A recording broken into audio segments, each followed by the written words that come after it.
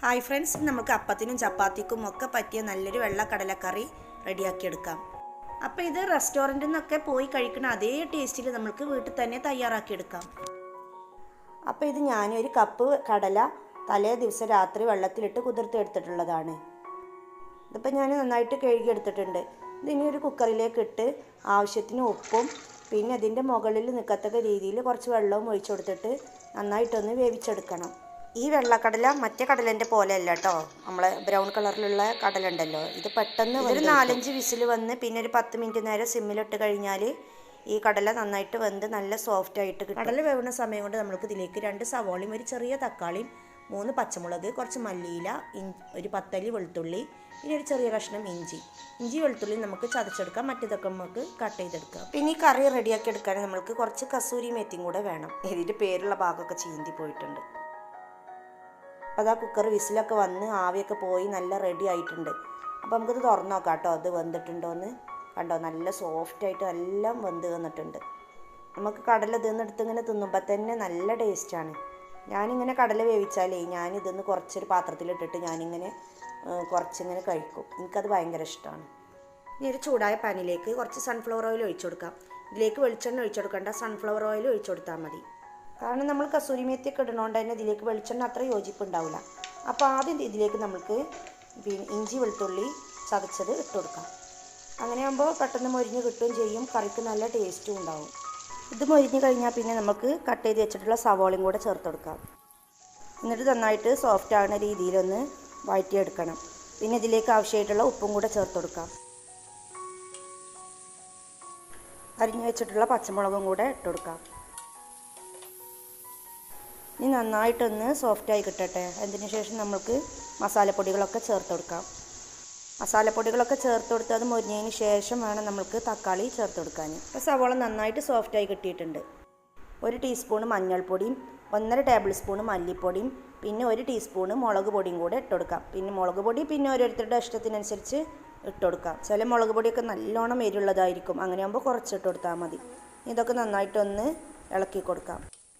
നമ്മൾ ചേർത്ത മസാലപ്പൊടിയൊക്കെ ഒന്ന് ചെറുതായിട്ടൊന്ന് മൊരിഞ്ഞ് വരണം, അല്ലാന്നുണ്ടെങ്കിൽ ഇതിൻ്റെ ഒരു പച്ചച്ചുവ ഉണ്ടാവും. അതിനുശേഷം നമുക്ക് കുറച്ചും കൂടെ പൊടികൾ ആഡ് ചെയ്യാണ്ട്. പിന്നെ ഇതിലേക്ക് 1/4 ടീസ്പൂണ് കുരുമുളക് പൊടിയും 1/2 ടീസ്പൂണ് ചെറിയ ജീരകം വറുത്ത് പൊടിച്ചതും പിന്നെ 1/2 ടീസ്പൂണ് ഗരം മസാല പൗഡറും കൂടെ ചേർത്ത് കൊടുക്കണം. ഞാൻ ചേർത്ത് കൊടുത്ത ഗരം മസാല, പട്ട, ഗ്രാമ്പു, ഏലം ഇത് 3ഉം കൂടെ പൊടിച്ചെടുത്തതാണ്. എന്നിട്ട് ഒന്നും കൂടെ നന്നായിട്ട് വഴറ്റിയെടുക്കാം. അതിനുശേഷം നമ്മൾക്ക് തക്കാളി ചേർത്ത് കൊടുക്കണം.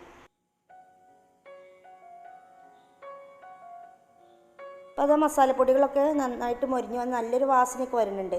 നമുക്കിതിലേക്ക് കട്ട് ചെയ്ത് വെച്ചിട്ടുള്ള തക്കാളിയും കൂടെ ചേർത്ത് കൊടുക്കാം. ഈ തക്കാളി നന്നായിട്ട് വഴറ്റി നല്ല സോഫ്റ്റായി വരണം, അല്ലാന്നുണ്ടെങ്കിൽ ഈ തക്കാളിൻ്റെ ടേസ്റ്റ് ഇങ്ങനെ മുന്നിട്ട് നിൽക്കും, അപ്പോൾ അത്ര ടേസ്റ്റ് ഉണ്ടാവില്ല കറിക്ക്. നമ്മൾ തക്കാളി ആദ്യം തന്നെ ചേർത്ത് കഴിഞ്ഞാൽ നമ്മൾ ചേർത്ത മസാലപ്പൊടികളൊന്നും പെട്ടെന്ന് മൊരിഞ്ഞ് വരില്ല.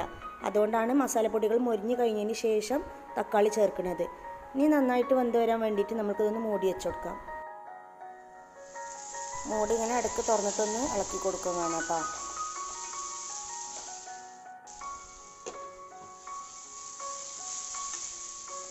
അപ്പോൾ അത് തക്കാളിയൊക്കെ നല്ലോണം സോഫ്റ്റായി കിട്ടിയിട്ടുണ്ട്. ഇനി വേണ്ടത് നമ്മൾ വേവിച്ചെടുത്ത കടലയിൽ നിന്ന് നമ്മൾക്ക് 2-3 സ്പൂണ് കടല അതിലേക്ക് ഇട്ട് കൊടുക്കാം. കുറച്ചൊരു വലിയ സ്പൂണിന് ഒരു 3 സ്പൂൺ തന്നെ ഇട്ട് കൊടുക്കണം കേട്ടോ. പിന്നെ കടല വേവിച്ച കുറച്ച് വെള്ളം കൂടെ ഒഴിച്ചു കൊടുക്കാം. വെള്ളം കുറവാണെങ്കിൽ കുറച്ച് ചൂടുവെള്ളം ഉണ്ടാക്കിയിട്ട് അത് ഒഴിച്ചു കൊടുത്താൽ മതി. എന്നിട്ട് ഇത് നന്നായിട്ട് ഇതുപോലെ ഇളക്കിയിട്ട് ഒന്ന് തിളച്ചതിന് ശേഷം നമുക്കിതിൻ്റെ ഫ്ലെയിം ഓഫ് ചെയ്ത് കൊടുക്കാം. എന്നിട്ട് ചൂടാറിയതിന് ശേഷം നമുക്ക് മിക്സിയുടെ ജാറിലിട്ടൊന്ന് അരച്ചെടുക്കണം. ഇതിൻ്റെ ഫ്ലെയിം ഓഫ് ചെയ്ത് കൊടുക്കുകയാണ് കേട്ടോ. ഇതൊന്ന് നല്ലോണം ചൂടാറിയിട്ടുണ്ട്, നമുക്കിത് അരച്ചെടുക്കാം. അരച്ച കൂട്ട് നമുക്ക് ഈ ചട്ടിയിലേക്ക് തന്നെ ഒഴിച്ചു കൊടുക്കാം. പിന്നെ നമ്മൾ നേരത്തെ വേവിച്ച ആ കടല ഉണ്ടല്ലോ, അതിൻ്റെ ബാക്കിയും കൂടെ ഇതിലേക്ക് ഒഴിച്ചു കൊടുക്കാം. പിന്നെ ഇതിൽ വെള്ളം കുറവായിട്ട് ഭയങ്കര തിക്കായിട്ട് തോന്നുകയാണെന്നുണ്ടെങ്കിൽ മിക്സഡ് ജാറിലേക്കൊക്കെ കുറച്ച് ചൂടുവെള്ളം ഒഴിച്ചു കൊടുത്തിട്ട് അതൊക്കെ ഒന്ന് ചുഴറ്റിയിട്ട് ഇതിലേക്ക് ചേർത്ത് കൊടുക്കാം. ഞാനിവിടെ കുറച്ച് ചൂടുവെള്ളം ചേർത്തിട്ടുണ്ട്. എന്നിട്ട് ഇത് നന്നായിട്ടൊക്കെ ഒന്ന് ഇളക്കി ഒന്ന് തിളപ്പിച്ചെടുക്കണം. ഉപ്പുണ്ടോയെന്നൊക്കെ നോക്കിയിട്ട് ഉപ്പില്ലെങ്കിൽ ഈ സമയത്ത് ഉപ്പൊക്കെ ചേർത്ത് കൊടുക്കാം. ഇന്ന് നല്ലോണം ഒന്ന് തിളച്ചതിന് ശേഷം നമ്മൾ നേരത്തെ കട്ട് ചെയ്ത് വെച്ചിട്ടുള്ള മല്ലിയിലും പിന്നെ 1/2 ടീസ്പൂൺ കസൂരി മേത്തി ഇങ്ങനെ ഇതുപോലെ കൈവെള്ളയിലിട്ട് പൊടിച്ചിട്ട് അതും കൂടെ ഇട്ട് കൊടുക്കാം.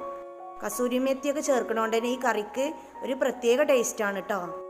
അപ്പം നമ്മുടെ നാടൻ രീതിയിലുള്ള കടലക്കറിയൊക്കെ കഴിച്ച് മടുത്തവരുണ്ടെങ്കിൽ ഈ രീതിയിലൊന്ന് ട്രൈ ചെയ്ത് നോക്കട്ടോ, ഉറപ്പായിട്ടും ഇഷ്ടമാവും. നല്ല അടിപൊളി ടേസ്റ്റ് ആയിരിക്കും കേട്ടോ. നമുക്ക് ഒരു ബൗളിലേക്ക് മാറ്റാം. എല്ലാവരും ചായ അടിക്കാൻ റെഡിയായി നിൽക്കുകയാണ്. അപ്പോൾ കടലക്കറി ഇതുപോലെ ഒന്ന് ഉണ്ടാക്കി നോക്കിട്ടോ. ഇഷ്ടപ്പെട്ടെങ്കിൽ ലൈക്ക് ചെയ്യാനും സബ്സ്ക്രൈബ് ചെയ്യാനും കമൻറ്റ് ചെയ്യാനും പിന്നെ ഷെയർ ചെയ്യാനൊന്നും മറക്കരുത്.